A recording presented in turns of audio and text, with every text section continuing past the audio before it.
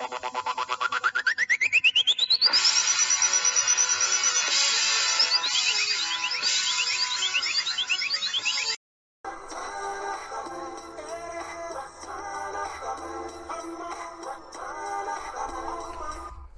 up? We're back. BagTalk Season 2. Dropping October 28th, 2020. Sitting here, we're going to recap the NFL week. We're going to talk about a couple other things that happened in sports. We would normally be talking college football, but I didn't watch a whole lot of college football this week. I was busy on Saturday. A lot of people listening know what I was doing. It has something to do with why my voice is so hoarse right now.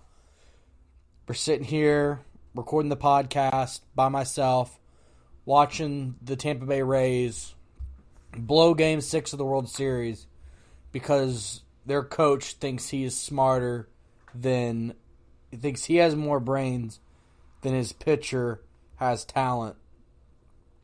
Blake Snell had, I think, 9 Ks in 5+ innings and gave up a single with 1 out in the top of the 6th. And he just pulls him. He had before faced the top of the order, which Blake Snell had retired. The top of the Dodgers order against Blake Snell tonight was 0-6. 0 for 6 with 6 strikeouts.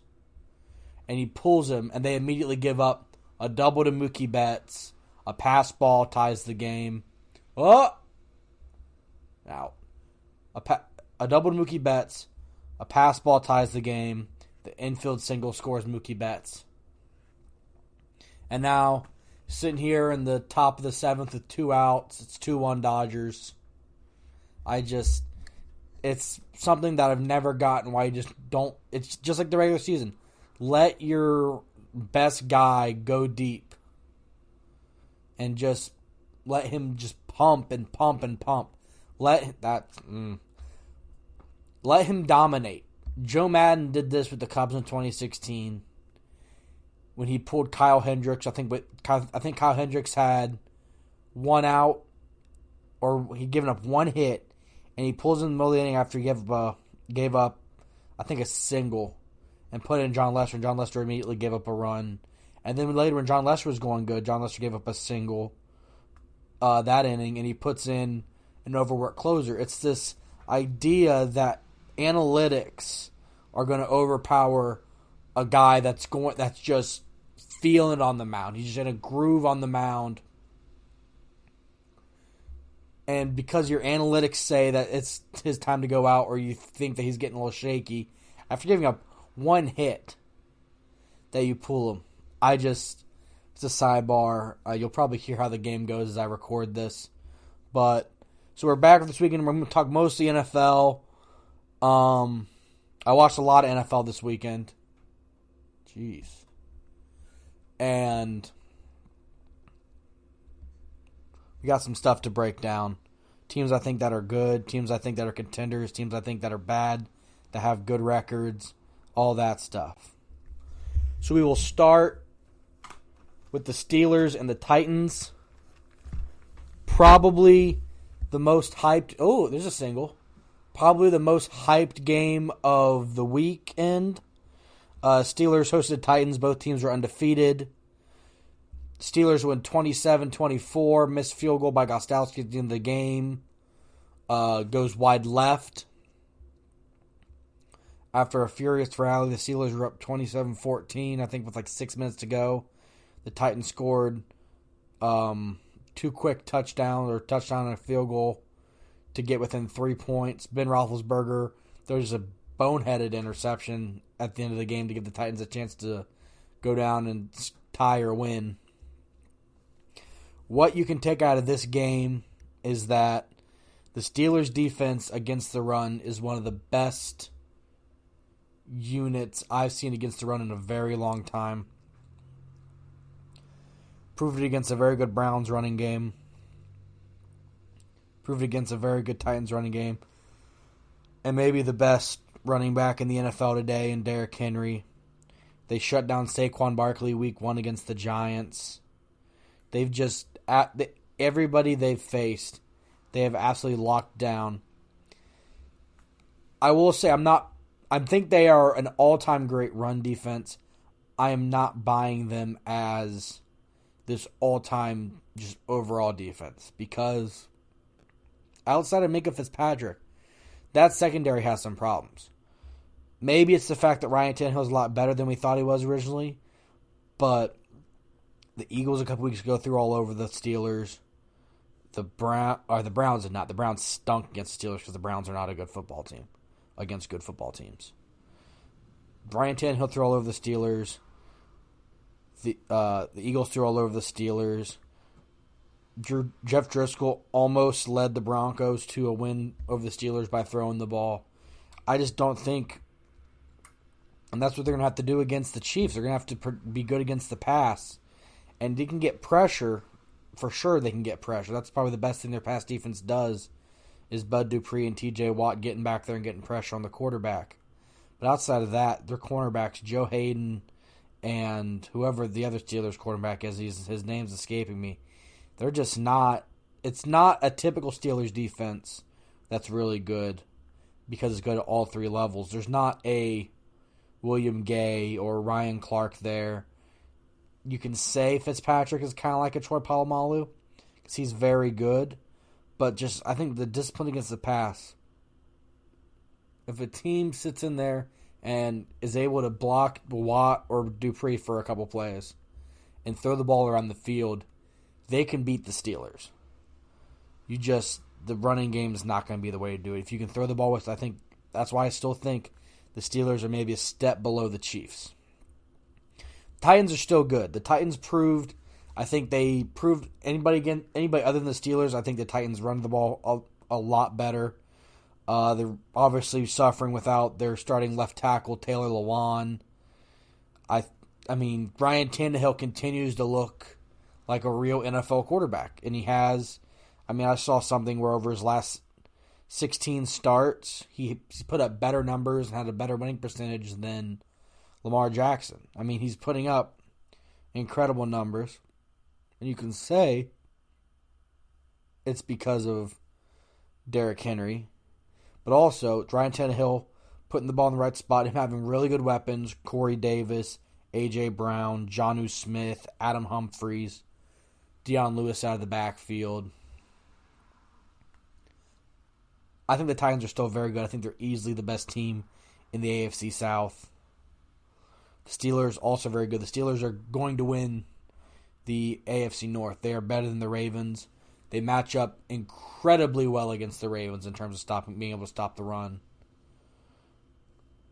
So that's my takeaway from the Steelers and Titans game. We go to the other game in the NFC North this week because the Ravens are off. The Bengals and the Browns. The Browns won, but I thought they were supposed to be this great juggernaut. They shouldn't be, for the second time this year, barely beating a really bad Bengals team. The worst Bengals team in... these last two Bengals teams have been the worst Bengals team since the 90s. And if not for the Bengals defense being absolutely awful, worst case scenario in the Browns' two best years since they came back versus the Bengals' two worst years since the Browns came back, that'd be a split series.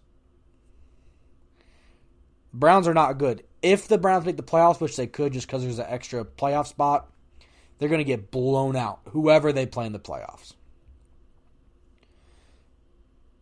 The Bengals need to help Joe Burrow. He needs... His skill positions are amazing. T. Higgins is a dude. A.J. Green's playing like he's back.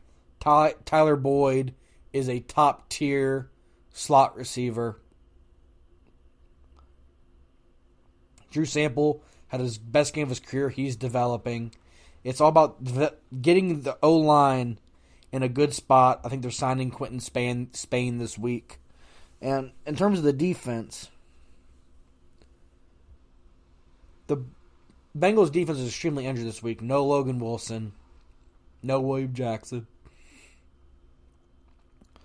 Carlos Dunlap's getting into trouble in the locker room. It's not a healthy defense, so I wouldn't say the defense is awful. but the offensive line is. So I think the Bengals, like, if they can get like 3 out of the 5 or 4 out of the 5 spots on offensive line with above average to good players, this is a playoff team next year. 100%. Joe Burrow is that much of a dude. He is cool under pressure, calm in the pocket. He is on his way to being one of the best quarterbacks in the NFL. Denver versus Kansas City, first snow game of the year. The Chiefs are the best team in the NFL. Again, the defending Super Bowl champions. They add Le'Veon Bell. He didn't do a whole lot yesterday. But Clyde Edwards-Helaire ran the ball. Pat Mahomes didn't have a good game. He didn't have to have a good game. He didn't have a bad game either. The Chiefs defense made plays. Chiefs special teams made plays. They are all around, if you take defense, offense, special teams, coaching, they are the best team in the NFL all around. And they are going to be the team to beat this year. The Super Bowl runs through Kansas City, I believe. That loss to the Raiders, I think, was a little bit of an aberration. I have no idea what happened there.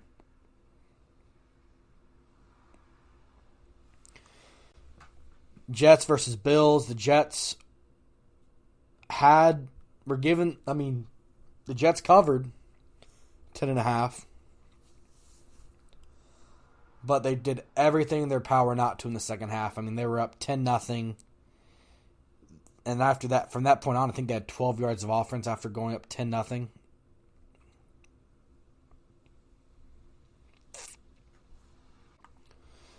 The Bills, I was really high on the Bills going this year. I think they were a Super Bowl contender. I need to see something from them. I think they play the Patriots this week. I need them to beat the Patriots convincingly. I need Josh Allen to go back to what he was doing early in the year against this Patriots team. I need the Bills defense to continue to play like they did in the second half of this game. I think that's their strength. The Bills need to find some way to start to run the ball. Devin Singletary is not it. Zach Moss is not it. See if you can go out and trade for a guy. See if you could find somebody. I don't know who would be available for them to find, but you have to find a way to run the ball. You can't have your quarterback consistently be your top running back because he just can't take hits like that. I don't care how big and strong Josh Allen is. He cannot continue to take hits. The New York Jets are worse than the Browns. I think if this Jets team played that 2016 Browns team, they would be underdogs. I think if they played the 2007 Lions team that went winless, they'd be like 4 or 5 point underdogs. I think the Jets are hopeless. As we speak, I don't understand how Adam Gase is still the head coach. I don't understand how he's the head coach coming into this year. I don't understand how he got hired. It just doesn't make sense to me. Adam Gase still being there. By all accounts, he's just like not a good guy in the locker room. It's everybody's fault except for his. And he still sticks around and he loses and he loses and he loses. And he buys himself time with Sam Darnold, who I think is a good quarterback. I just think he's just been brutally mishandled and brutally... foul. No, it's a double. Brutally mishandled and brutally underdeveloped by this guy. The Jets is a good job because they're gonna have the number 1 overall pick. It's sort of similar to the Bengals going to last year, although I think the Bengals had a better roster because they had weapons and they had established talent, which is something the Jets don't have. The Jets have had guys in the past. They trade Jamal Adams. They cut Le'Veon Bell, who was a mistake for them to sign anyways. Jamison Crowder's disappeared. David Herndon, who was supposed to be a guy coming in this year, disappeared. You have to get Sam Darnold somebody to throw the ball to, because a quarterback without any good receivers, unless you're a generational quarterback, is no good to anybody. I'm officially ready to declare